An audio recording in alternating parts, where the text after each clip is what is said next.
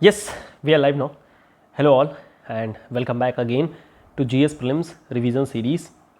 इस revision series में हम लोग बातें कर रहे थे हमारे आर्ट एंड कल्चर की, और इसी सीक्वेंस में हमारा आज का डिस्कशन होने वाला है भक्ति मूवमेंट एंड सूफी मूवमेंट पर। काफ़ी इंपॉर्टेंट डिस्कशन है। एक से दो क्वेश्चन यहाँ से आने के चांसेस हमेशा ही रहते हैं, और थोड़ा फैक्चुअल डिटेल रिलेटेड ये टॉपिक है, जैसा कि पुराने भी टॉपिक्स हमारे थे। तो फटाफट हम लोग देख लेते हैं, और तमाम चीज़ें यहाँ पर डिस्कस करने के लिए हैं। इसकी detailed video I would suggest you to watch again, एक बार और उसको देख लीजिएगा। हालांकि यहाँ पर हम लोग तो खैर रिवीजन उसका करेंगे ही करेंगे, लेकिन ये जो भक्ति और सूफी मोमेंट है ये अपकमिंग एग्ज़ाम के लिए काफ़ी इंपॉर्टेंट हो गया है। जैसा कि अगर यूपीएससी के पास्ट ईयर क्वेश्चन को देखा जाए तो प्रीलिम्स में अब एंशिएंट और मेडिवल का थोड़ा सा इंपॉर्टेंस काफ़ी बढ़ गया है, और इसी वजह से चांसेस भी हैं कि इससे भी क्वेश्चन पूछे जाएं। तो अब हम लोग सबसे पहले बातें करेंगे भक्ति मोमेंट के बारे में, फिर इसी तरीके से सूफीज़म, एंड देन हम लोग बातें कर लेंगे जो भी क्वेश्चन आंसर है उससे रिलेटेड। तो सबसे पहले अगर देखते हैं भक्ति मोमेंट में, तो भक्ति मोमेंट की जो शुरुआत है वो दो फेजेज़ में हुई है। इनफैक्ट एक बार मेंस में क्वेश्चन भी आ रखा है कि 7 to 8 सेंचुरी, 8 सेंचुरी में इनफैक्ट ये हुआ था। तो 8 सेंचुरी की जो भक्ति मोमेंट थी और जो 12th सेंचुरी की जो भक्ति मोमेंट है, इन दोनों में क्या डिफरेंस है। तो इस डिस्कशन के बाद अल्टीमेटली आपको पता लग जाएगा कि आखिर में दोनों में क्या डिफरेंस है। शुरुआत में अगर बात किया जाए तो हमारे यहाँ पर जो एक लाइफ स्टाइल थी, उस लाइफ स्टाइल को हम लोगों ने नाम दिया हिंदुइज़्म। जैसे कि हम लोग बोलते हैं ना कि हमारा ये धर्म है, तो धर्म बेसिकली ये एक हिंदू धर्म एक लाइफ स्टाइल है। ये किसी बंदे से नहीं निकली है, किसी भगवान से, किसी बंदे से नहीं निकली है, मनुष्य से नहीं निकली है। बाकी रिलीजन देखेंगे, चाहे वो इस्लाम हो, चाहे क्रिश्चियन हो, चाहे बुद्धिज़्म हो, जैनिज़्म हो, वो एक किसी न किसी महापुरुष से ही निकली हुई है। लेकिन जो हमारी हिंदुइज़्म है वो एक लाइफ स्टाइल है जो कि समय के साथ में डेवलप होते गई है, और इसी कारण से हिंदुइज़्म अपने आप में एक बहुत ही ज़्यादा मैच्योर, बहुत ही ज़्यादा एडॉप्टिव और बहुत ही ज़्यादा फ्लेक्सिबल एक रिलीजन है। लेकिन इस रिलीजन में ऑब्वियसली बहुत सारी दिक्कतें थीं, बहुत सारी ऑर्थोडॉक्सिटी थी, रूढ़िवादिताएँ थीं, और बहुत सारा यहाँ पर भी प्रॉब्लम था। इसी प्रॉब्लम को भक्ति मूवमेंट के दौरान में भक्ति मूवमेंट के सहारे दूर किया गया था। इवन ये जो भक्ति मूवमेंट थी वो दो तरीके से, 8th सेंचुरी, फिर उसके बाद से 12th सेंचुरी, और इनफैक्ट जब हम लोग मॉडर्न हिस्ट्री बात करेंगे तो वहाँ पर भी सोशियो रिलीजियस रिफॉर्म हुए थे। तो इनफैक्ट अगर आपसे सोशियो रिलीजियस रिफॉर्म के बारे में एक क्वेश्चन पूछा जाए तो इस सोशियो रिलीजियस रिफॉर्म को आप अगेन रिलेट कर सकते हैं अपनी जो ये पुरानी 8 और 12th सेंचुरी की जो भक्ति मूवमेंट थी। जब हम लोग बातें करेंगे 8 और 12th सेंचुरी के दौरान में, तो यहाँ पर मेनली जो उपनिषद हैं, जो वेद हैं, जो पुराण हैं, और भक्ति करने की क्या भावना होनी चाहिए उसके बारे में फोकस किया गया है। और वहीं दूसरी ओर जब सोशियो रिलीजियस मूवमेंट के बारे में, सोशियो रिलीजियस रिफॉर्म के बारे में देखेंगे तो यहाँ पर हिंदू धर्म में जितनी भी कुरीतियाँ हो गई थी, जितने भी ऑर्थोडॉक्सिटी थी, जितने भी बैड प्रैक्टिसेस थे, जैसे कि सती सिस्टम हो गया, या फिर विडो के साथ में जो भी एक तरीके से बर्ताव किया जाता था, उन सब चीज़ों के बारे में यहाँ पर बात किया गया। और ये हम कह सकते हैं कि 19th सेंचुरी के दौरान में, 19th सेंचुरी के दौरान में, यानी कि 1829 1830 के बाद से राजा राम मोहन राय, दयानंद सरस्वती और तमाम लोग यहाँ पर थे जो कि सोशल रिलीजियस मूवमेंट के दौरान में यहाँ पर पार्टिसिपेट किए थे। ये हम लोग बातें करेंगे जब हम लोग मॉडर्न हिस्ट्री के बारे में देखेंगे, ठीक है।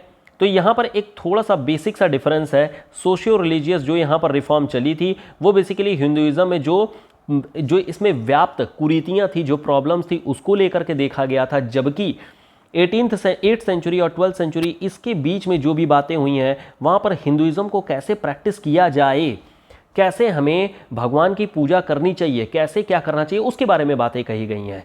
मतलब कि यहाँ पर यह बताया गया है कि जो हिंदू जीवन का जो बेसिक फंडामेंटल है वो है मोक्ष की प्राप्ति करना। तो जो मोक्ष है, सैल्वेशन है, इसकी प्राप्ति करना। और इनफैक्ट ये सारे ही धर्मों में बताया गया है कि मोक्ष की प्राप्ति ही हमारा अल्टीमेट एम है। This is the ultimate aim, ultimate aim. और ये अलग अलग धर्मों में अलग अलग नाम से पुकारा जाता है। जैसे कि कोई जन्नत को नसीब होता है, तो कोई मोक्ष की प्राप्ति करता है, और कोई महापरिनिर्वाण या फिर निर्वाण की प्राप्ति करता है। अल्टीमेट एम सबका यही है, मोक्ष की प्राप्ति करना। इस मोक्ष की प्राप्ति करने के लिए 3 रास्ते प्रोवाइड किए गए हैं। तो 3 रास्ते जो प्रोवाइड किए गए हैं उसमें एक होता है आप अपना कर्म कर रहे हों, तो जो भी आपका फंक्शन है, जो भी आपकी रिस्पॉन्सिबिलिटीज़ हैं, उन रिस्पॉन्सिबिलिटीज़ को आप निभाते रहिए। ये जो रिस्पॉन्सिबिलिटी बताई गई हैं वो कहाँ पर बताई गई हैं? ये बताई गई हैं आपके भागवत गीता। कृष्ण ने उपदेश जो दिए थे रिस्पॉन्सिबिलिटी को लेकर के ही दिए थे। लेकिन ये ऑब्वियसली बहुत ही टफ रास्ता है, बहुत ही मुश्किल भरा रास्ता होता है अपनी रिस्पॉन्सिबिलिटी को निभाते हुए। जो दूसरा रास्ता होता है वो होता है नॉलेज, ज्ञान। ये नॉलेज भी अगेन अपने आप में बड़ा ही भारी टास्क है, क्योंकि यहाँ पर आपको तमाम उपनिषद पढ़ने पड़ेंगे जो कि अपने आप में खुद ही बहुत कॉम्प्लेक्स हैं। 108 उपनिषद है, जिसमें से केवल और केवल 12 को तो शंकराचार्य ने एक तरीके से कह लीजिए कि इस पर कंठस्थ किया था, उसको एक्सप्लेन किया था, समझे थे, और बाकी तो बचे हुए तो खैर 108 हैं। तो ये भी एक अपने आप में बहुत ही टफ रास्ता है। तीसरा रास्ता जो निकाला गया भक्ति मोमेंट के दौरान में वो थी भक्ति करना, लीन हो जाना, भगवान की आराधना में लीन हो जाना, भक्ति करना। ये रास्ता निकाला गया था 8th सेंचुरी के दौरान में, 8 to 12th सेंचुरी के दौरान में। और ये जो रास्ता था वो बहुत ज़्यादा फेमस हो गया, क्योंकि ये सिंपल रास्ता माना जा रहा था। This was a simple way, simple रास्ता ये माना जा रहा था, और इसी कारण से अपने आप में काफ़ी ज़्यादा एक फेमस होते जा रहा था, काफ़ी ज़्यादा ये आगे बढ़ते जा रहा था। 14th सेंचुरी के दौरान में इसका हमें मेंशन मिलता है। इनफैक्ट भक्ति मोमेंट का ये जो भक्ति है इसका हमें मेंशन मिलता है उपनिषद में, एंड दैट इज श्वेताश्वर उपनिषद। तो दिस इज श्वेताश्वर उपनिषद में एक मेंशन मिलता है हमें, ठीक है। ये जो पीडीएफ है, अगेन इस पीडीएफ को आप लोग रिवीजन के दौरान में यूज़ कर सकते हैं। This is very important, even you can make your own notes, लेकिन खैर टाइम की अभी कंस्टेंट के कारण से you can refer to the PDF. लेकिन फिलहाल इस डिस्कशन को जरा ध्यान से समझिएगा, because this is very important and this is going to be very important. तो ये जो श्वेताश्वर उपनिषद है, यहाँ पर हमें भक्ति मोमेंट का मेंशन मिलता है। इसके बारे में अगर बात किया जाए भक्ति मोमेंट को स्प्रेड कैसे किया गया था, कैसे ये फैला था, तो जो भक्ति मोमेंट है, इस भक्ति की शुरुआत हालांकि 8th सेंचुरी के दौरान में ही होती है, जिसमें नॉर्थ साइड में जो फेमस किए थे या बढ़ाए थे उनका नाम था रामानंद, इनका नाम था रामानंद। और वहीं दूसरी ओर जो साउथ साइड में थे उनका नाम था रामानुज। तो दिस इज रामानुज। दोनों में एक बहुत ही बेसिक सा डिफरेंस है। जो रामानंद जी थे, इन्होंने जो लोकल लैंग्वेज है उसको यूज़ किया, लोकल लैंग्वेज को यूज़ किया गया था, जबकि बाकी लोग संस्कृत यूज़ करते थे। तो संस्कृत ऑब्वियसली जनमानस की, आम जनता की आवाज़ नहीं होने के कारण से यहाँ पर अगर संस्कृत में कोई बात बताएंगे तो ऑब्वियसली वो लोगों के कम समझ में आएगा, और इसी वजह से इन्होंने लोकल लैंग्वेज को यूज़ किया। और इस तरीके से जो भक्ति मोमेंट थी नॉर्थ साइड में वो अलग तरीके से चल रही थी, जबकि साउथ में अलग तरीके से चल रही थी। हालांकि दोनों का कल्चर भी डिफरेंट है, दोनों की तरीके ही काफ़ी डिफरेंट है। हम लोग अगर बात करें कि आखिर में 7th सेंचुरी और 8th सेंचुरी और जो 12th सेंचुरी उसमें डिफरेंस क्या था, तो देखिए डिफरेंस ये है कि जब हम लोग 7th सेंचुरी के बारे में अगर बात करेंगे तो यहाँ पर जो भक्ति आती है, यहाँ पर जो भक्ति आती है वो दो फॉर्मेट में आती है। एक आती है जिसको बोलते हैं अलवर, और दूसरे आते हैं जिसको बोलते हैं हम लोग नयनार्स। तो दे आर नयनार्स, ठीक है। और वहीं दूसरी ओर हमारे पास अलवराज आ जाते हैं, फिर अलवर भी बोलते हैं, अलवराज। तो यहाँ पर दो तरीके के थे। जो अलवर लोग थे यानी कि अलवराज थे, ये लोग भी एकेश्वरवाद थे, यानी कि सिंगल गॉड की ये भी पूजा करते थे, सिंगल गॉड, या इसी को आप बोल सकते हैं एकेश्वरवाद। तो दिस इज एकेश्वरवाद, सिंगल गॉड के बारे में एकेश्वरवाद आती है। और यहाँ पर भी नॉलेज पर ज़्यादा फोकस किया गया है। तो दिस इज नॉलेज ओरिएंटेड। यहाँ पर लोगों का जो मन था वो आध्यात्मिक रूप से, स्पिरिचुअल रूप से ज़्यादा फोकस करते थे। तो नॉलेज हो गया, इसी तरीके से स्पिरिचुअल ट्रेडिशन हो गई, स्पिरिचुअल, इस पर ज़्यादा फोकस किया जाता था। तो यहाँ पर अलग अलग तरीके के लोग, जैसे कि विष्णु की भक्ति करना, राम की भक्ति करना, अलग अलग तरीके से था। लेकिन फिर भी खैर यहाँ पर जो चीज़ें चल रही थी that was quite different, and it was based on knowledge, it was based on spiritual text, spiritual philosophy based यहाँ पर हुआ करता था। बात करें अगर ये कि इसमें आखिर में इम्पॉर्टेंट डायनेस्टीज़ कौन कौन सी थी, तो इसमें इंपॉर्टेंट डायनेस्टी के रूप में आ जाते हैं जैसे कि चेर। तो दिस इज़ चेराज। चेर में जैसे कुलशेखर हो गए, ये इंपॉर्टेंट एक अल्वराइट्स थे। इसी तरीके से चेर हो गया, फिर चोलाज हो गए, इसी तरीके से पांड्याज हो गए। तो ये यहाँ पर कुछ इंपॉर्टेंट लोग थे जो कि भक्ति मूवमेंट को आगे बढ़ा रहे थे। इसी तरीके से नयनार लोग थे। नयनार की हालांकि जो शाखा है, एक कह सकते हैं डिवीज़न जो है वो काफ़ी बड़ी है, मोर देन 63। तो बहुत ज़्यादा यहाँ पर एक डिवीज़न हमें देखने को मिलता है।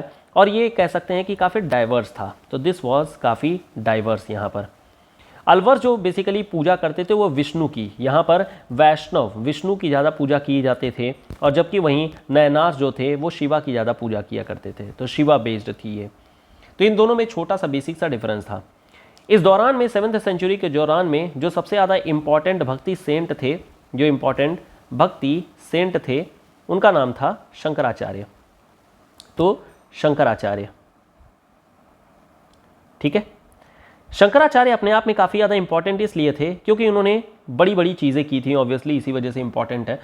जैसे कि इन्होंने जो उपनिषद से उसको, दिस इज उपनिषद 12 उपनिषद को इन्होंने एक तरीके से कह लीजिए कि इस पर टीकाएं लिखी थी, यानी कि इस पर अपना कमेंट किया था, अपनी बातें बताई थी, यानी कि इस चीज़ को समझे थे एंड दैट उसके बाद से फिर अल्टीमेटली इसके बारे में चीज़ों को बता रहे थे। इनका जो जन्म हुआ था वो केरला में हुआ था, केरला में इनका बर्थ हुआ था, और केदारनाथ में इनकी डेथ हुई थी। तो दिस इज केदारनाथ, केदारनाथ यानी उत्तराखंड देवभूमि भी बोला जाता है। तो यहाँ पर इनकी डेथ हुई थी, मोक्ष की प्राप्ति इनको हुई थी। ये नव ब्राह्मण धर्म को फैलाए थे। तो दिस इज नव ब्राह्मणिज्म, नव ब्राह्मणिज्म को इन्होंने स्प्रेड किया था। क्योंकि उस समय हो क्या रहा था कि इस समय तक जो बुद्धिज़्म है और जो जैनिज़्म है वो काफ़ी तेज़ी से स्प्रेड कर रहा था। बुद्धिज़्म एंड जैनिज़्म काफ़ी तेज़ी से स्प्रेड कर रहा था। सिंपल रीज़न है क्योंकि बुद्धिज़्म और Jainism as part of the reform के रूप में ही आया था। ये क्यों आया था बुद्धिज़्म और जैनिज़्म? ये आया था रिफॉर्म के रूप में। जो क्षत्रिय कुल में यानी हिंदुइज्म में जो थोड़ी मोड़ी बुराइयां थी उस समय के दौरान में, उसके रिफॉर्म के बेसिस पर बुद्धिज़्म और जैनिज़्म आए थे, और दोनों के अपने अपने आइडियाज़ थे। एक तरफ मध्यम मार्गी मिडिल पाथ को फॉलो किया जाता था, वहीं दूसरी ओर जो है वो फॉलो किया जाता था आपके जैनिज़्म में जो एक्सट्रीम पाथ होते हैं, ठीक है। अब बुद्धिज़्म और जैनिज़्म को प्रमोट करने के लिए यहाँ पर क्या किया करते थे ये लोग? किया करते थे समिति बनाते थे। समिति का मतलब ये हो गया कि एक तरीके से एक सभा होती थी, सभा बोल सकते हैं या समिति, दोनों में से कुछ भी बोल सकते हैं। तो ये सभा और समिति बनाया करते थे जिसके बेसिस पर ये लोग जो भी धर्म में चीज़ें होनी चाहिए, यानी कि रिफॉर्म के बेसिस पर जो भी अच्छी अच्छी चीज़ें लानी चाहिए, उसको यहाँ पर डिबेट एंड डिस्कशन किया जाता था और नई नई चीज़ों को एडॉप्ट किया जाता था। चीज़ें यानी कि यहाँ पर क्या थी? फ्लेक्सिबल थी, और इसी वजह से इसका ज़्यादा फेमस मतलब कि आगे बढ़ते आ रहा था। इनफैक्ट बुद्धिज़्म से जो हमारे शंकराचार्य जी थे वो काफ़ी ज़्यादा प्रभावित भी थे, और इसी चीज़ को देखते हुए हिंदुइज्म को वापस से रिवाइव करने के लिए इन्होंने नव ब्राह्मणिज्म को शुरुआत भी किया था, प्लस साथ ही साथ में यहाँ पर इन्होंने भी सभा की शुरुआत की थी, that was based on Hinduism. Vaishnav को बेसिकली देख करके ये लोग ज़्यादा फोकस कर रहे थे, और इसके थ्रू ये कोशिश किए थे हिंदुइज्म को वापस से रिवाइव करने की, वापस से ब्राह्मणिज्म को रिवाइव करने की कोशिश किए थे नव ब्राह्मणवाद के ही जरिए। अब यहाँ पर इन्होंने अलग अलग तरीके के जो संघ बनाए थे, उसमें एक संघ है जिसको बोलते हैं तपस्वी संघ। तो दिस इज तपस्वी संघ। तपस्वी संघ में अगेन यहाँ पर एक छोटा सा संप्रदाय भी लेकर के आया गया था, सेक्ट ले आया गया था, जिसका नाम था स्मृति संप्रदाय, यानी स्मृति जो सेक्ट था इसको लेकर के आए थे ये लोग। ये जो विश्वास करते थे वो अवतारवाद में, यानी कि अवतार में, इनकारनेशन में बिलीव करते थे, और इन्होंने इनकारनेशन के कारण से ही यहाँ पर ये इनकारनेशन होना चाहिए, ठीक है, इनकारनेशन में बिलीव करते थे, और इन्होंने तीनों ही रूप में बेसिकली फोकस किया था। जैसे कि विष्णु को भी इन्होंने फोकस किया था, शिवा को भी इन्होंने प्रीच किया था, और इसी तरीके से कृष्णा को भी इन्होंने प्रीच किया था, कृष्णा के ही बारे में, मतलब कि इनके भी अवतार को इन्होंने देखा था। और उसके लिए इन्होंने अलग अलग मठ बना करके रखा था। जैसे कि विष्णु के लिए ज्योतिष पीठ हो गया, तो दिस इज ज्योतिष पीठ। इसी तरीके से बद्रीनाथ पीठ था, तो दिस इज बद्रीनाथ मठ है बेसिकली ये। इसी तरीके से जो शिवा है, शिवा के लिए इसी तरीके से श्रृंगेरी पीठ बना करके रखी गई थी, श्रृंगेरी पीठ, ठीक है। और कृष्णा के लिए इसी तरीके से बना करके रखी गई थी द्वारका पीठ, तो दिस इज द्वारकानाथ वाले द्वारका पीठ हो गए। और साथ ही साथ में शारदा पीठ, तो दिस इज शारदा पीठ। तो ये अलग अलग तरीके के इन्होंने मठ बना करके रखे गए थे, क्योंकि इन्होंने इनकारनेशन पर बिलीव किया था, इनकारनेशन को ही आगे इन्होंने बढ़ाया भी था। इनकी जो शंकराचार्य की जो फिलॉसफी थी, दिस इज वेरी इंपॉर्टेंट, जो इनकी फिलॉसफी है वो काफ़ी ज़्यादा इंपॉर्टेंट है। और इनकी जो फिलॉसफी थी वो थी विशुद्ध, दिस इज विशुद्ध अद्वैतवाद, विशुद्ध अद्वैतवाद। ये बहुत ही ज़्यादा इंपॉर्टेंट है, इस पे क्वेश्चन पूछे जाते हैं, तो मेक श्योर इसको आप लोग ध्यान से याद रखिएगा। इनफैक्ट एक ही जगह पर सारी चीज़ों को देख लेते हैं जो इंपॉर्टेंट है, और वो है फिलॉसफीज़ को लेकर के। तो अलग अलग तरीके की जो फिलॉसफीज़ हैं उनको जरा हम लोग फटाफट डिस्कस कर लेते हैं, because this is again going to be very very important. जो फिलॉसफीज़ है वो अलग अलग तरीके से अलग अलग संप्रदाय में, अलग अलग सेक्ट में निकल करके आती हैं। जैसे कि फॉर एग्जाम्पल अगर हम लोग वैष्णव के बारे में अगर बात किया जाए तो दिस इज वैष्णव सेक्ट में यहाँ पर जो फिलॉसफी थी वो थी विशिष्ट द्वैतवाद, दिस इज विशिष्ट द्वैतवाद। ठीक है, इसके जो फाउंडर थे यानी कि जो प्रीच करते थे, जो आगे बढ़ाए थे, उनका नाम था रामानुजाचार्य, दिस इज रामानुजाचार्य। ठीक है, रामानुज भी बोल सकते हैं आप इन्हें। इनफैक्ट साउथ इंडिया में जो भक्ति मूवमेंट को आगे बढ़ाए थे वही है बेसिकली ये। इन्होंने अलग अलग तरीके की चीज़ों को लिखा था। इनकी जो लिटरेरी वर्क थी वो थी श्री भाष्य, याद रखिएगा इंपॉर्टेंट है, श्री भाष्य। इसी तरीके से गीता भाष्य, तो दिस इज गीता भाष्य। ये दोनों लिटरेरी वर्क हैं, और इन्होंने जो फोकस किया था, जो इनकी कह सकते हैं कि आगे बढ़ाने के लिए जो तरीका अपनाया जाता था वो वेदांग पर इन्होंने ज़्यादा फोकस किया था। तो इन्होंने वेदांग पर ज़्यादा फोकस किया था। तो वेदांग, इनकी जो लिटरेरी वर्क है उसके बारे में हम लोगों ने देख लिया, श्री भाष्य और गीता भाष्य। ठीक है, फिर हमारे पास आता है जो ब्रह्म सेक्ट है। ब्रह्म सेक्ट में जो फिलॉसफी है वो है द्वैतवाद की, तो दिस इज द्वैतवाद। द्वैतवाद की जो प्रमोटर थे, जो आगे बढ़ा रहे थे, उनका नाम था माधवाचार्य, तो दिस इज माधवाचार्य चार्य। ठीक है, इन्हीं को दूसरे नाम से भी जानते हैं आनंद तीर्थ। ठीक है, आनंद तीर्थ इनफैक्ट इनके बोल सकते हैं कि इनके प्रमोटर थे आनंद तीर्थ। ठीक है, इन्होंने जो लिखा है उसका नाम है सूत्र भाष्य, तो इनकी जो लिटरेरी वर्क है वो है सूत्र भाष्य। इन सब पे क्वेश्चन आता है, मैच द फॉलोइंग करके आ सकता है, इसलिए ध्यान रखिएगा। फिर उसके बाद से जो नेक्स्ट है वो है रुद्र सेक्ट। रुद्र सेक्ट की जो फिलॉसफी है वो है शुद्ध द्वैतवाद, दिस इज शुद्ध द्वैतवाद। जो हमारे शंकराचार्य थे उनकी क्या फिलॉसफी थी, विशुद्धवाद, और वहीं रुद्र की क्या है, वो है शुद्ध द्वैतवाद। दोनों में थोड़ा सा डिफरेंस है।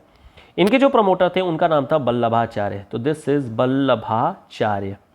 वल्लभाचार्य काफ़ी इंपॉर्टेंट है। इनफैक्ट इनके जो लड़के थे उनका नाम था विट्ठलनाथ, और विट्ठलनाथ जो थे वो अकबर के कंटेम्प्रेरी थे, अकबर के ही समकालीन थे। और इनफैक्ट अकबर ने इनको जागीरें भी दी थी, यानी कि ज़मीनें भी दे रखी थी, और इस तरीके से प्रमोट करता था। अकबर एक तरीके से कह सकते हैं कि हर धर्म के प्रति जो है एक समभाव रखता था, समान भाव रखता था। तो वही चीज़ है, वल्लभाचार्य जो है मतलब विट्ठलनाथ के ही कह सकते हैं कि फादर थे। इनकी जो लिटरेरी वर्क थी वो है सुबोधिनी, तो दिस इज सुबोधिनी, ध्यान रखना है ये भी, सुबोधिनी। और सिद्धांत रहस्य, तो दिस इज सिद्धांत रहस्य। ठीक है, सिद्धांत रहस्य, दोनों को ध्यान रखिएगा। माना जाता है कि जो वल्लभाचार्य हैं वो फायर के ही इनकारनेशन थे, मतलब कि अग्नि के अवतार थे, ध्यान रखना है।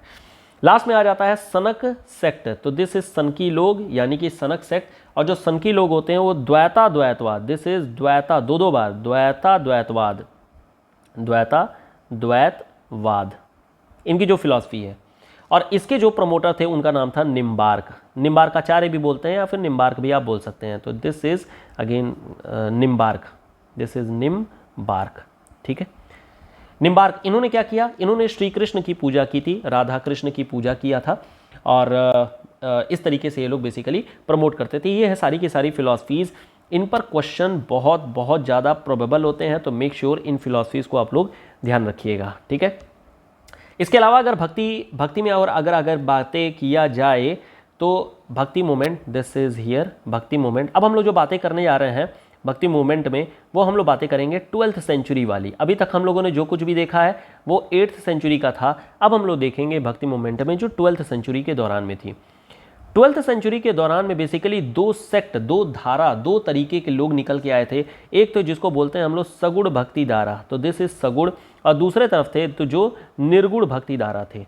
सगुण भक्ति धारा वाले वो लोग जो कि बेसिकली इनकारनेशन, किसी न किसी भगवान की पूजा करते थे, और जो भगवान की पूजा करेंगे कोई ना कोई नाम होगा। तो यहाँ पर दो तरीके के लोग निकल के आए, एक हुए जो राम को फॉलो करते थे, तो रामाश्रयी भी बोलते हैं इनको, या फिर राम के जो फॉलोवर थे, और दूसरे जो थे जो कृष्णा को फॉलो करते थे, कृष्णा को फॉलो करते थे। निर्गुण वाले क्या लोग होंगे? निर्गुण वाले जो लोग थे वो बेसिकली नॉलेज को फोकस करते थे। ये लोग नॉलेज को देखते थे, ये लोग फिलॉसफी को देखते थे, ये लोग कोई मतलब इनकारनेशन किसी अवतार को नहीं पूछते थे, बल्कि ये ज्ञान को पूछते थे। तो यहाँ पर भी दो तरीके थे, एक थे जो नॉलेज वाले लोग थे, नॉलेज वाले लोग थे जिनको हम लोग बोलते हैं ज्ञान मार्गी, तो दिस इज ज्ञान मार्गी, जो ज्ञान की ओर आगे बढ़े थे। और दूसरी ओर थे जो लव पीस इसकी ओर में थे, और इनको बोलते हैं हम लोग प्रेमाश्रयी यानी प्रेम मार्गी, तो जो प्रेम की ओर में आगे बढ़ रहे थे। तो बेसिकली हमारे पास चार तरीके की स्कूल हो गई, एक है जो राम को फॉलोवर हैं, दूसरे कृष्ण के फॉलोवर हैं, तीसरे जो ज्ञान के फॉलोवर हैं, और लास्ट में हो गए जो लव के प्रेम के फॉलोवर हैं, प्रेमाश्रयी। अलग अलग यहाँ पर हमारे पास कह सकते हैं कि फॉलोवर थे। जैसे कि अगर हम लोग बात करें रामाश्रयी, तो राम को जो फॉलो करने वाले लोग थे वो थे जैसे कि तुलसीदास, तो दिस इज तुलसी, एक सेकेंड, तुलसीदास हो गए, या फिर आपके जो रामानंद थे ये भी थे, तो रामानंद हो गए। कृष्ण को जो लोग फॉलो करते थे जैसे कि सूरदास हो गए, सूरदास की चौपाइयाँ बहुत सारी हैं। इसी तरीके से चैतन्य महाप्रभु, तो दिस इज चैतन्य महाप्रभु महाराष्ट्र में। फिर मीराबाई थी, इसी तरीके से मीराबाई जो कि बेसिकली एक महारानी भी थी, बाद में इनको जो है अटैक के कारण से गुजरात में चली गई थी, और फिर अल्टीमेटली यहीं से कृष्ण भक्ति धारा में ये लीन हो गई थी। वहीं दूसरी ओर अगर नॉलेज ज्ञान के बारे में बात किया जाए तो यहाँ पर कबीर के दोहे, कबीर जो थे वो ज्ञान मार्गी थे। संत रैदास हो गए जो कि बेसिकली शेड्यूल कास्ट से बिलोंग करते थे, संत रैदास हो गए। मलुक दास हो गए, तो दिस इज मलुक दास हो गए, ठीक है। दादू दयाल हो गए, तो दिस इज दादू दयाल हो गए। तो बहुत सारे यहाँ पर लोग हैं जो कि बेसिकली जो है ज्ञानाश्रयी शाखा के लोग थे, ज्ञानाश्रयी डिवीज़न के लोग थे। प्रामाश्रयी में अगर बात करते हैं तो दिस इज़ मलिक मोहम्मद जायसी, तो दिस इज़ मलिक मोहम्मद जायसी, मलिक मोहम्मद जायसी। ये बेसिकली शेरशाह के टाइम पीरियड के थे। और यहाँ पर इन्होंने क्या लिखा है? पद्मावत, जिस पर एक मूवी भी बन रखी है, तो you must have seen that movie. Alauddin Khilji को लेकर के बेसिकली दिखाया गया है कि किस तरीके की यहाँ पर पद्मावत में बेसिकली खूबसूरती को बेसिकली डिपिक्ट किया गया है। It is actually in a format of poet, ये पोएम के फॉर्मेट में है। तो इनके बारे में हम लोगों ने देख लिया। तो ये है भक्ति मोमेंट के बारे में जो कि हम लोगों ने सारी चीज़ें देख ली हैं, और इससे रिलेटेड जो भी थोड़ी मोड़ी और भी डिस्कशंस है वो आप डिटेल में देख सकते हैं इन द डिटेल्ड वीडियो। अब हम लोग जरा आते हैं सूफिज़म के बारे में। तो let us change the colour और सूफिज़म के बारे में बात करते हैं।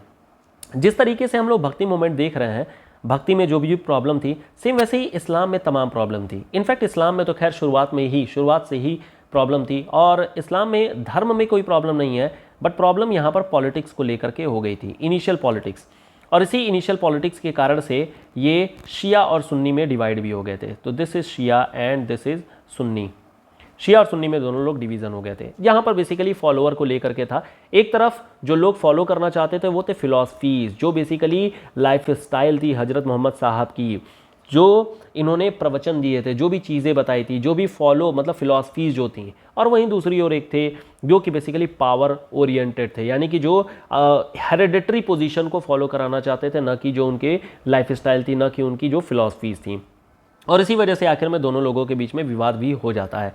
अब यहाँ पर आपको ये एक डाउट हो सकता है कि यार शिया सुन्नी में चलो ठीक है, क्वेश्चन केवल और केवल फॉलोअर को लेकर के ही तो है, तो फिर तब से मतलब कि इनफैक्ट 715 ऑनवर्ड्स या फिर 800 AD ऑनवर्ड्स, तब से लेकर के आज तक में लगातार शिया सुन्नी आपस में क्यों फाइट क्यों करते हैं। इनफैक्ट पूरा का पूरा ईरानियन रिवोल्यूशन हो गया, मिडिल एशिया में अगर देखेंगे तो वहाँ पर पूरी की पूरी जो जियो पॉलिटिक्स है वो शिया सुन्नी पर ही घूमती रहती है। तो आखिर में इशू क्या है? आखिर में फॉलो दोनों लोग कर रहे हैं तो करते रहो अपना, आपस में मारपीट क्यों कर ले रहे हो? मारपीट इसलिए क्योंकि शिया के जो फॉलोअर थे उस पर सुन्नियों ने एक बार अटैक कर दिया था बेसिकली।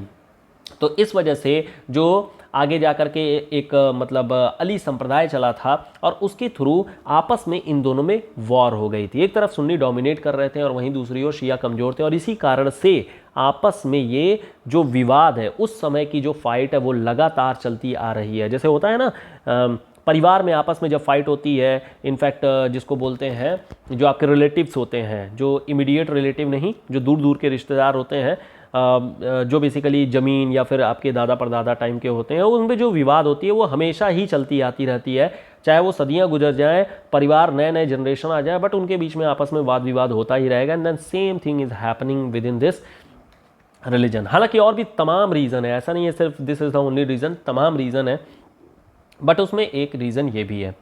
लेकिन खैर, हर धर्म में कुछ ना कुछ प्रॉब्लम्स होती हैं। इनफैक्ट समय के साथ में आगे बढ़ते हुए this is the dynamic world, और ऑब्वियस ही बात है कि हर एक लाइफ स्टाइल, हर एक कोई अगर ट्रेडिशन होगा तो उसमें एक प्रॉब्लम आ ही जाएगी, और इसी वजह से कहा जाता है कि we should follow the modernism.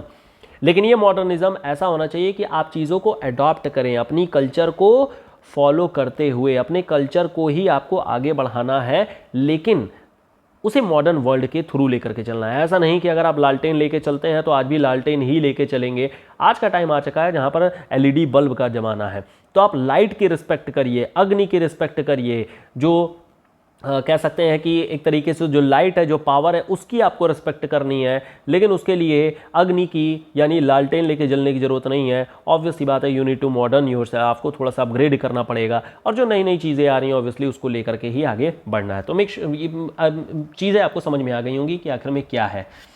अब अगर बात किया जाए कि सूफिज़म जो है, सूफिज़म की जो शुरुआत होती है, अगेन वही सेम फॉलोअर, सेम चीज़ यहाँ पर भी थी।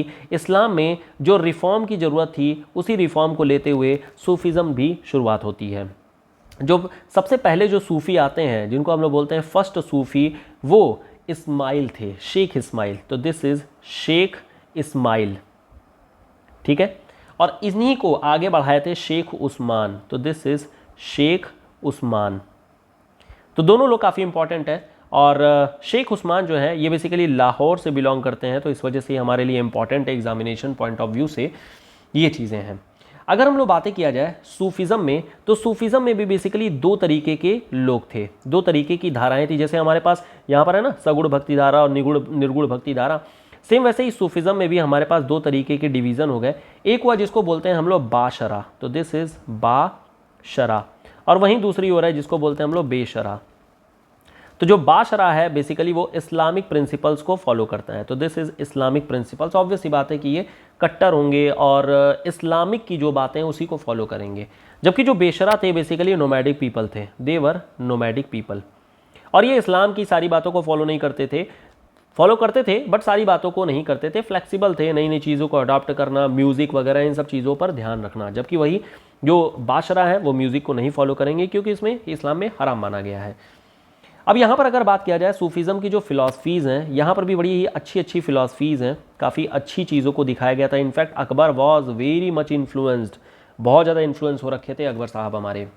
इनफैक्ट अकबर ही नहीं, आगे जहांगीर और औरंगजेब भी थे, बट इन दोनों लोगों का जो तरीका था, इन दोनों लोगों की जो शाखा थी, डिवीज़न था, वो अलग अलग था। बात करते हैं अभी क्या है। सूफिज़म में अगर देखा जाए जो प्रभाव पड़ा था, जो इन्फ्लुएंस था, वो अद्वैतवाद का था। दिस इज़ अद्वैतवाद। हम लोगों ने अभी बात किया ना अद्वैतवाद, बताइए आप लोग कमेंट बॉक्स में अद्वैतवाद किसकी फिलॉसफी थी। एक तो अद्वैतवाद और विशिष्ट अद्वैतवाद। तो दिस इज़ विशिष्ट अद्वैतवाद। इन दोनों चीज़ों का कह सकते हैं कि इन्फ्लुएंस पड़ा था इस सूफिज़म पे। इसके अलावा एक और अफलातूनी मत था। तो दिस इज़ अफलातूनी मत था। अफलातूनी भी एक आइडिया आया था। तो this is also an influence over philosophy of Sufism. इसके अलावा जो आइडियाज़ होने चाहिए दैट शुड बी इंडिपेंडेंट, तो इंडिपेंडेंट आइडिया की ओर में भी यहाँ पर ध्यान दिया गया था। तो दिस इंडिपेंडेंट आइडिया है ना। इसके अलावा बाकी जो इस्लामिक प्रिंसिपल्स हैं, मेन इस्लामिक जो प्रिंसिपल्स थे उनके बारे में भी ध्यान दिया गया था, उन पर भी फोकस किया गया था as part of the reform. चीज़ें जो होती हैं वो धीरे धीरे ऑब्वियस ही बात है कि दिक्कत वाली हो जाती हैं, तो ये चीज़ें हुई थी, ठीक है। अब इस अगर हम लोग बात करें सूफ़ी मोमेंट में, तो इस सूफ़ी मोमेंट में हमारे पास तमाम डिवीज़न्स थे, और ये division based on some ideas ही आप बोल सकते हैं कि अलग अलग आइडिया के अलग अलग लोग थे, जिसमें से अलग अलग तरीके की चीज़ें हो रही थी। जैसे एक था जिसको हम लोग बोलते हैं चिश्ती संप्रदाय या फिर चिश्ती सिलसिला, यहाँ पर हम लोग बोलते हैं इसको सिलसिला, ठीक है। तो चिश्ती सिलसिला जो था वो बहुत ही ज़्यादा फेमस है, बहुत ही ज़्यादा इंपॉर्टेंट है, और इनफैक्ट रिफॉर्म की दुनिया में अगर बात करें, सूफिज़म में अगर बात करें, तो सबसे ज़्यादा अच्छा भी माना गया है, सबसे अच्छा था ये शुरुआत होती है इसकी अफ़गानिस्तान से। तो this has been originated in Afghanistan. अगर हम इसके संस्थापक के बारे में, इनके फाउंडर के बारे में अगर बात करें, तो इसके जो फाउंडर थे उनका नाम था ख्वाजा अली अब्दाल चिश्ती। तो दिस इज़ ख्वाजा अली अब्दाल, ठीक है, अली अब्दाल चिश्ती। लेकिन ये इंडिया में नहीं आए थे, ये अफगानिस्तान में ही थे। तो फिर इंडिया में कौन लेकर के आया? इंडिया में लेकर के आए थे ख्वाजा मोइनुद्दीन चिश्ती। तो दिस इज़ मोइनुद्दीन चिश्ती, ख्वाजा मोइनुद्दीन चिश्ती, ये इंडिया में लेकर के आए थे। और इंडिया में भी कहाँ पर? अजमेर में। तो ये बेसिकली अजमेर में थे। और यही वो अजमेर है जहाँ पर अकबर नंगे पाँव पैदल जो है वो यात्रा किया था, 2 बार ट्रैवल किया था मोइनुद्दीन चिश्ती की दरगाह में। ये जब आए थे किसके साथ आए थे? तो ये आए थे 1192 में मोहम्मद गोरी के ही साथ में। तो दिस इज़ मोहम्मद गोरी के ही साथ में, यानी कि इस्लामिक दिल्ली सल्तनत वाली जो पीरियड चल रही थी, साथ में ही आए थे। तो ख्वाजा मोइनुद्दीन चिश्ती के बारे में ये बातें हो गई। ख्वाजा मोइनुद्दीन जो चिश्ती हैं, इनके जो स्टूडेंट लोग थे वो थे ख्वाजा बख्तियार काकी। तो सिलसिला में ही जो नेक्स्ट इम्पॉर्टेंट जो हमारे सूफ़ी संत आते हैं वो आते हैं ख्वाजा, दिस इज़ ख्वाजा बख्तियार काकी। तो दिस इज़ बख्तियार काकी, ये भी काफ़ी इम्पॉर्टेंट है। और इम्पॉर्टेंट इसलिए है क्योंकि जो इनके स्टूडेंट थे वो थे बाबा फरीद। जो बाबा फरीद हैं ये काफ़ी ज़्यादा इम्पॉर्टेंट है, इनके बारे में आप लोग समझ लीजिए। जो बाबा फरीद हैं, इनका जो दूसरा नाम था वो था शेख फरीउद्दीन। तो इनका नाम था शेख फरीउद्दीन। इम्पॉर्टेंट क्यों है? इम्पॉर्टेंट इसलिए है क्योंकि ये गुरु नानक के कह सकते हैं कंटेम्प्ररी थे, और इनका मेंशन हमें मिलता है, जो गुरु नानक साहिब है ना, उसमें हमें मेंशन मिलता है बाबा फरीद का। तो इस वजह से यहाँ पर ये काफ़ी ज़्यादा इम्पॉर्टेंट है। तो गुरु ग्रंथ साहिब में मेंशन मिलता है।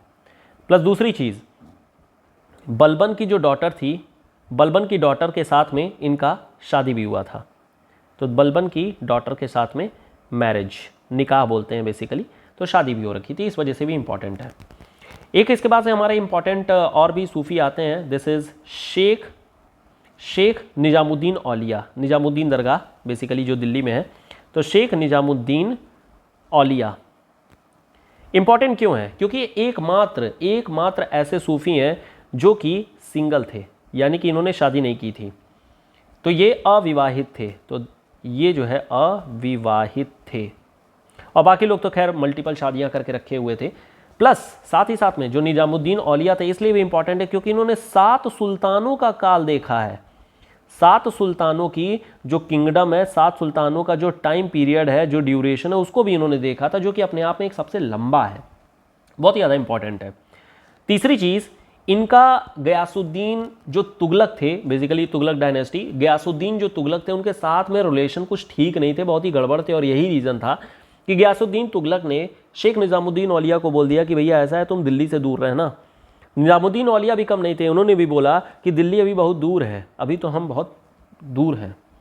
फिर उसके बाद से हमारे पास एक और शेख साहब हैं जिनका नाम है शेख उस्मानी, जिनका पूरा नाम है शेख सिराजुद्दीन उस्मानी। तो सिराजुद्दीन उस्मानी, ये जो शेख सिराजुद्दीन उस्मानी है, इन्होंने आईना ए हिंद लिखा हुआ है, इसी वजह से इंपॉर्टेंट है। आईना ए हिंद इंपॉर्टेंट है, ध्यान रखिएगा इनके भी बारे में।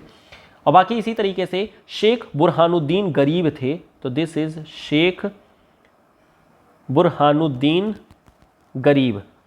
ये क्यों इंपॉर्टेंट है? इनके साथ भाई क्या खास बात है? इनके साथ खास बात यह है कि इन्होंने साउथ इंडिया में प्रीच किया था। साउथ इंडिया में जो सूफिज़म है उसको लेकर के गए थे। तो साउथ इंडिया के एक तरीके से हम लोग बोल सकते हैं रामानुज यही थे, ठीक है। इसके अलावा शेख निजामुद्दीन चिराग दहलवी हैं, फिर इसके बाद से ख्वाजा सैयद महमूद गेसुदराज हैं। तो तमाम लोग हैं जिनका नाम केवल याद रखिएगा, जैसे कि एक है चिराग दहलवी, तो दिस इज चिराग ए दहलवी, ठीक है। बाकी इसी तरीके से ध्यान रखिएगा गेसुदराज। गेसुदराज का नाम इसलिए नाम पड़ा क्योंकि बहुत लंबे लंबे बाल रखते थे ये, तो बालों के नाम पर ही इनका मेंशन मिलता है। प्लस साथ ही साथ में इन्होंने बहमनी डायनेस्टी में, जो हम लोगों ने कल डिस्कस किया था, बहमनी डायनेस्टी में जो गुलबर्गा रीजन था, उस गुलबर्गा रीजन में इन्होंने एक तरीके से बोल दीजिए कि एजुकेशन का एक सेंटर बना करके रखा हुआ था। तो इस वजह से भी इनको कह सकते हैं कि इन्होंने भी इंपॉर्टेंट थे। बाकी शेख जो सलीम चिश्ती थी, सलीम चिश्ती जो थे वो मतलब नाम लिख दिया रहा है सलीम चिश्ती। सलीम चिश्ती जो थे ये बेसिकली जो सिकंदराबाद है, या फिर बोल सकते हैं कि जो फतेहपुर सीकरी है, वहाँ पर ये चले गए थे और अकबर के काफ़ी करीबी माने जाते हैं। तो अकबर के काफ़ी करीबी थे और इनफैक्ट इन्हीं के नाम पर अल्टीमेटली जो अकबर के लड़के थे जहांगीर, उनका नाम भी सलीम रखा गया था। तो ये भी चीज़ें कही गई थी। ठीक है, तो ये सब चीज़ें हैं जो ध्यान रखना है। अब इसके अलावा देखिए तमाम और भी हमारे पास सिलसिले हैं, जैसे कि हम लोगों ने बात किया जो चिश्ती सिलसिला है, सेम वैसे ही एक और सिलसिला था जिसका नाम था सोहरावर्दी सिलसिला। तो दिस इज़ सोहरावर्दी सिलसिला।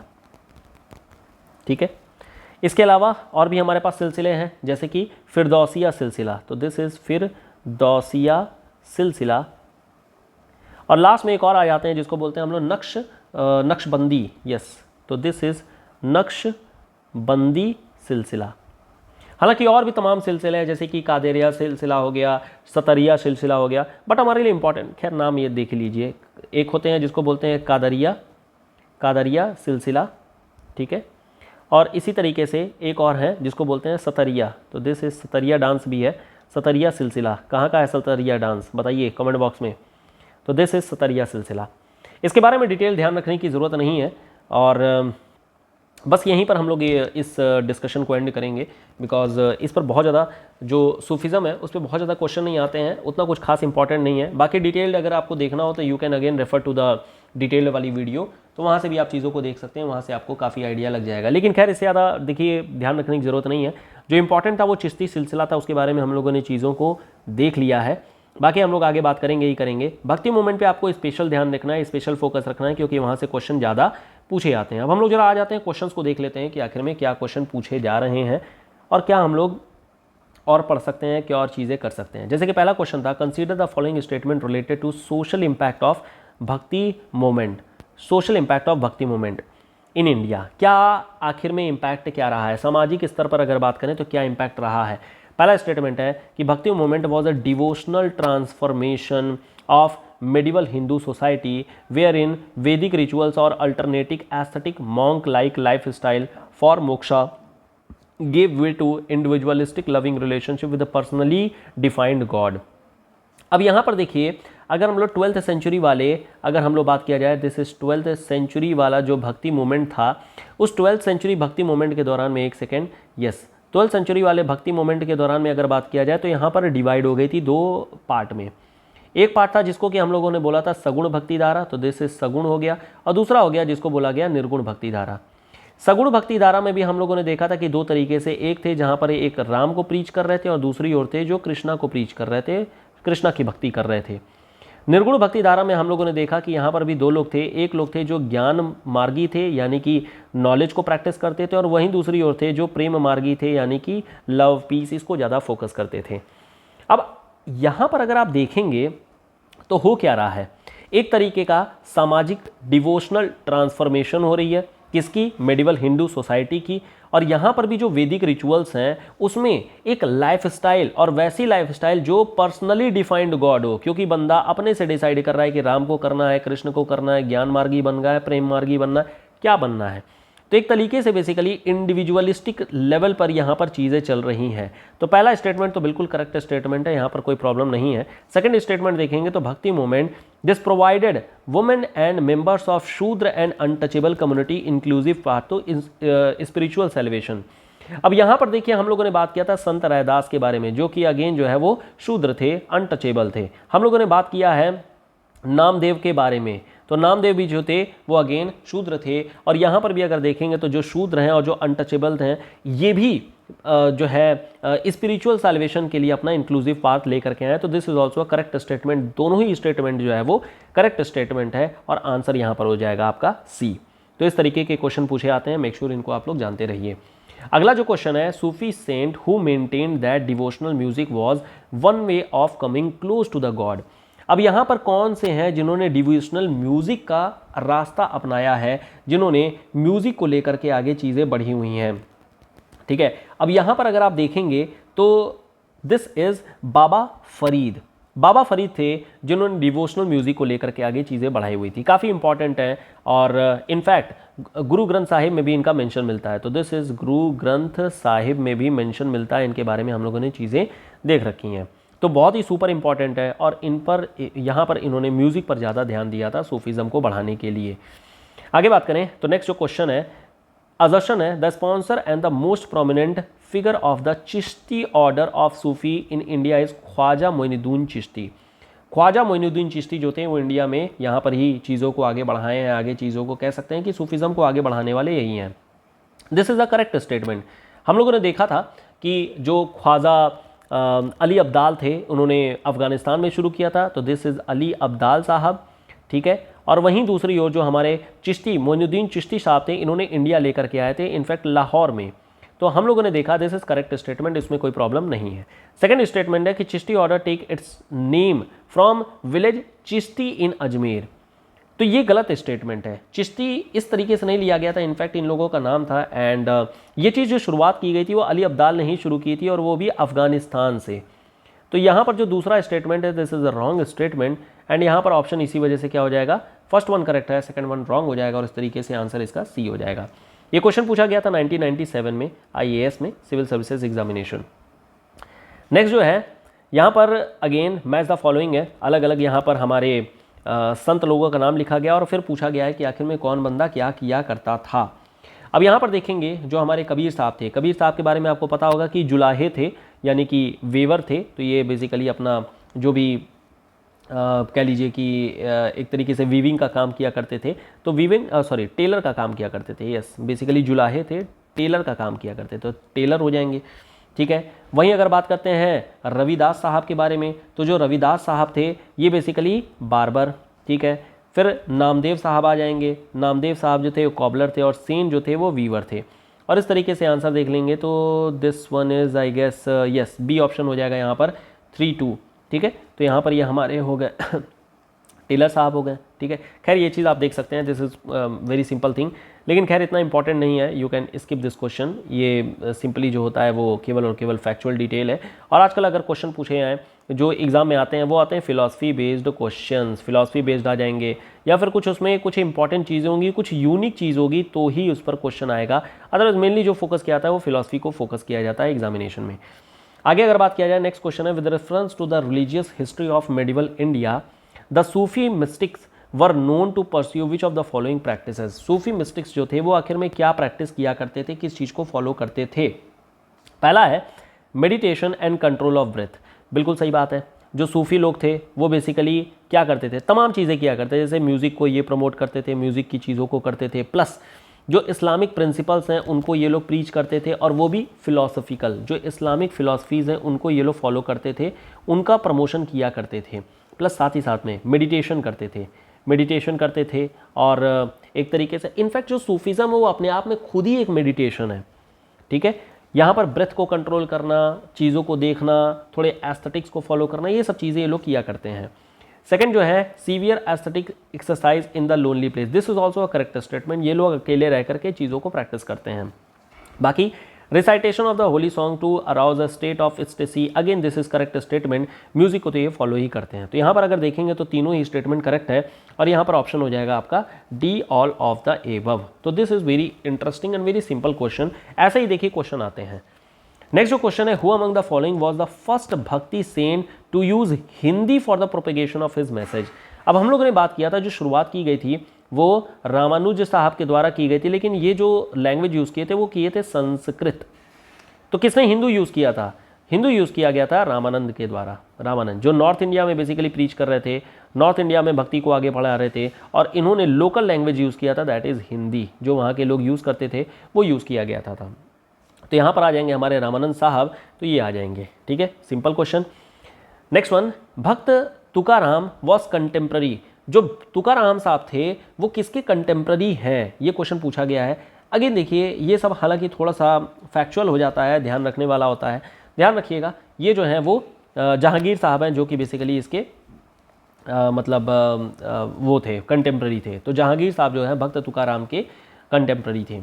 आगे बात किया जाए, next question, which among the following was not a contribution of the भक्ति मूवमेंट। आपको ये बताना है यहाँ पर कौन सी चीज़ें भक्ति मूवमेंट से रिलेटेड नहीं है, कौन सी चीज़ें भक्ति मूवमेंट ने नहीं दिया है। पहला, it provided a simple and inexpensive religion for the people. बिल्कुल करेक्ट है, क्यों? क्योंकि ये बेसिकली रिफॉर्म के बारे में ही बात कर रहा है और इनफैक्ट भक्ति जो थी वो पूरी तरीके से रिफॉर्म थी। इनफैक्ट बोल सकते हैं कि इंडिविजुअलिस्टिक इंटरप्रिटेशन ऑफ भक्ति या फिर रिलीजन, तो इंडिविजुअलिस्टिक इंटरप्रिटेशन, ये जो इंडिविजुअलिस्टिक इंटरप्रिटेशन है ये हमारे article number 25 of Indian polity में भी बताया गया है। तो ये चीज़ें तभी से चल रही हैं। दूसरा है कि it successfully attack some of the deep rooted superstitions, ये भी क्या है, ये भी एक तरीके का रिफॉर्म है। और बिल्कुल सही बात है, जितने भी सुपरस्टिशंस वगैरह थे उन पर ये अटैक किया था, उनकी चीज़ों को ये हटाने की कोशिश किया था। जैसे कि शूद्रों और अनटचेबल को कभी सैल्वेशन न मिलना, कभी उनको जो है भक्ति में इन्वॉल्व ना करना, तो ये एक तरीके से कह लीजिए रास्ते प्रोवाइड कर दिए गए थे कि ये सब चीज़ें बुरी हैं, ये सब चीज़ें गलत हैं, ये सब चीज़ें नहीं होनी चाहिए। Third one, it succeeded in uniting Hindu and Muslim, क्या आपको लगता है हिंदू और मुस्लिम एक हो जाएंगे? ऑब्वियसली नहीं, दोनों ये चीज़ जो है वो गलत हो जाएगी। ये एक बहुत ही अलग सा ही कह सकते हैं सिस्टम है। It made a dent on the rigidity of caste system, तो यस डेंट किया गया था क्योंकि अगेन जो शूद्रास थे इनको भी तमाम रास्ते, इनको भी भक्ति करने के लिए मौका मिल गया था, भक्ति कर सकते थे ये लोग भी। तो यहाँ पर जो ऑप्शन नंबर सी है ये एक रॉन्ग स्टेटमेंट हो जाएगी, यानी कि ये भक्ति मूवमेंट का कंट्रीब्यूशन नहीं है। नेक्स्ट जो क्वेश्चन आता है, consider the following Bhakti saint, Dadu Dayal, फिर उसके बाद से गुरु नानक और Tyagaraja. Who among the following above was ever preaching when the Lodi dynasty fall and Babur took over, जब बाबर आ रहे थे तो उस समय आखिर में कौन लोग थे जो बेसिकली इस मतलब इनके उस समय के लोग थे बेसिकली। तो जो हमारे गुरु नानक देव थे यही केवल और केवल उस समय के थे, और this is option number B हो जाएगा करेक्ट स्टेटमेंट यहाँ पर। बाकी त्यागराज साउथ इंडिया से रिलेटेड है, दादू दयाल बात की बात है, ठीक है, और भक्ति मूवमेंट से रिलेटेड या भक्ति से हैं।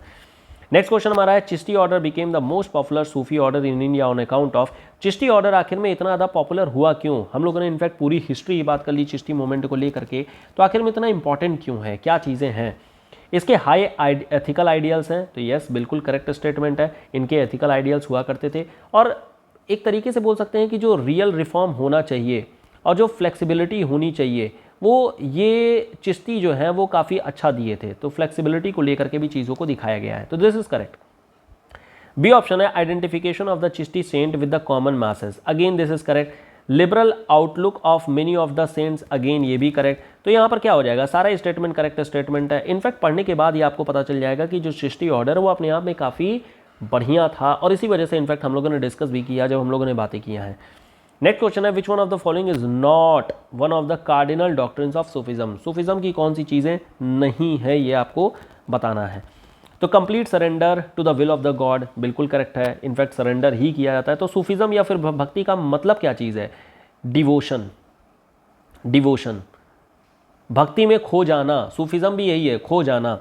Annihilation of the self, yes again this is correct. Acquisition of the mystic power and the attributes, तो और this is again good. And realisation of the god, ये नहीं है, ये स्टेटमेंट जो होती है रॉन्ग हो जाएगी, ये सूफिज्म का कोई मतलब रियलाइजेशन नहीं है।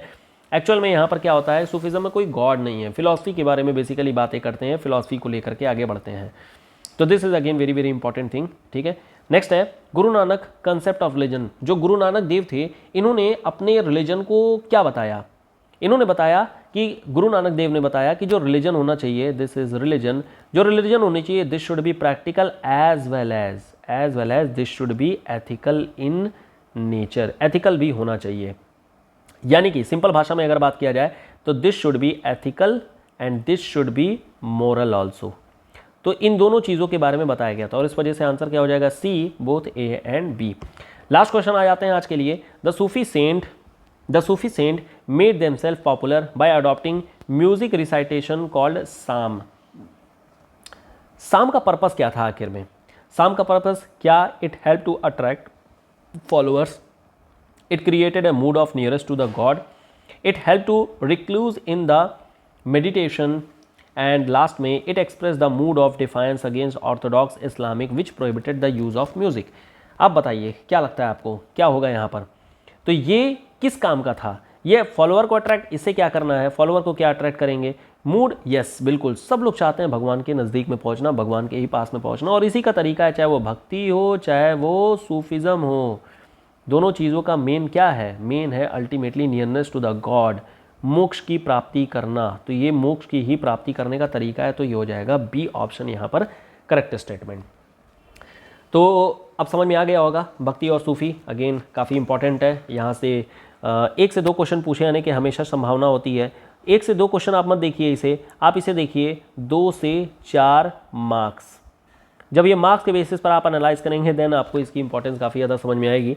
आउट ऑफ 200 2 और 4 मार्क्स जो है प्रीलिम्स के लिए बहुत इंपॉर्टेंट होते हैं। प्रीलिम्स को क्लियर करने के लिए छोटे छोटे टूल्स हैं जिसके बेसिस पर आप अपनी प्रीलिम्स को क्लियर कर सकते हैं। अदरवाइज प्रीलिम्स जो है वो काफ़ी जैसे दिल्ली दूर है वैसे ही प्रीलिम्स दूर हो जाएगा। तो इस वजह से छोटी छोटी भी जो चीज़ें हों उसको ध्यान रखना है, बिकॉज ये मोटी मोटी बातें भी बन सकती हैं। ठीक है, चलिए खैर फिलहाल यहीं पे स्टॉप करते हैं चीज़ों को एंड मिलेंगे अपने नेक्स्ट वीडियो में। और अब हम लोग बातें करेंगे मुगल्स के बारे में, मुगल्स की चीज़ों को देखेंगे नेक्स्ट क्लास में। तो मुगल्स को आप लोग रिवाइज करके रखिएगा। बाकी हम लोग बातें करेंगे मुगल्स में क्या है, administration, art and culture, everything whatever required for the examination, वो सारी चीज़ें हम लोग देखेंगे। मिलते हैं नेक्स्ट वीडियो में। Till then goodbye, thank you so much, good night, tata, bye bye.